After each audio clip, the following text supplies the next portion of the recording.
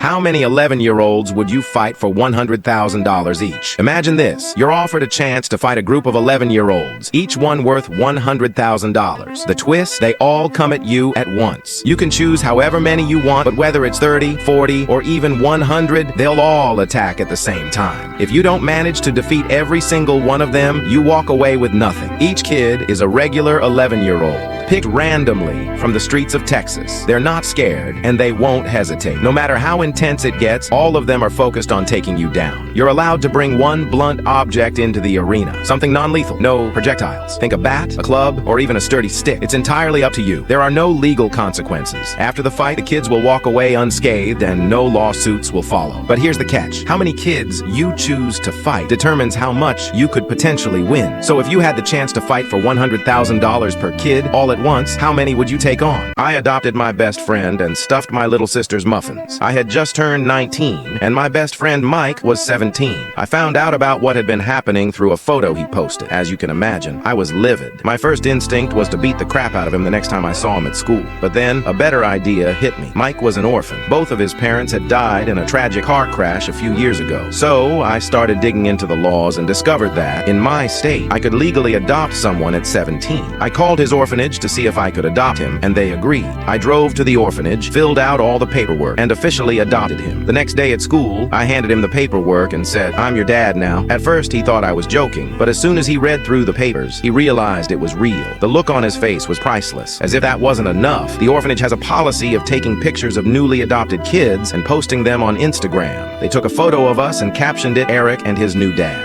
The post quickly spread throughout the school, and from that day forward, he was known as Eric's son. I outsmarted my boss and took his job. I had been with the company for years, doing everything by the book, but my boss couldn't stand me. I don't know if it was jealousy or just his need to control, but he always found ways to make my life harder. Then one day, out of the blue, I found out he was trying to get me fired. He had been quietly spreading lies to upper management, claiming I wasn't pulling my weight, saying I was slacking off. Meetings started to feel tense, and projects I wasn't even involved in began to fall apart. It didn't take long to figure out that he was behind it all, but I wasn't going to let him win. I began gathering evidence, emails, reports, everything. Each time he tried to sabotage me, I documented it. Then came my big break. I discovered he had been taking credit for my work, presenting my ideas as his in front of the higher-ups. So I took everything to HR, proof, stolen ideas, and his ongoing attempts to bring me down. They listened and they acted. Within weeks, my boss was fired for misconduct, and the best part, they promoted me to his position. I walked into his old office, now mine, and couldn't help but smile. He tried to ruin me, but in the end, I was the one sitting in his chair. What did your child do that you weren't allowed to be proud of? 3 years ago, I got a call at work from my daughter's daycare. She was 4 at the time. They said they needed to see me right away. My stomach dropped. I left work immediately, my mind racing with worry. What had she done? When I arrived, they had her sit down with me in the office. She looked anxious, fidgeting with her hands, and I feared the worst. The staff began explaining, but the situation didn't make sense until they revealed more. There was a boy at daycare known for his biting. My daughter had even come home with bite marks on her back. This boy had been causing trouble for some time, biting other kids and even cornering a smaller, younger girl between 2 brick walls. That's when my daughter stepped in. She stood between the boy and the girl, and when the boy lunged at them, teeth bared, she sidestepped and shoved him hard into the wall. He ended up shattering 3 of his front teeth. My daughter calmly took the girl's hand, walked up to a caregiver and said, "There's been an accident." I had to fight to keep from laughing or cheering. Instead, I calmly asked her to wait outside. The staff then told me the boy's parents were furious and considering pressing charges. I looked them in the eye and said, if they want to press charges because my daughter protected someone from being attacked, they can call my lawyer. Truthfully, I didn't have a lawyer, but I said it with such confidence. That night, my daughter had ice cream for dinner, and we never heard a word about it again. Oh, and that boy, he never came back to daycare.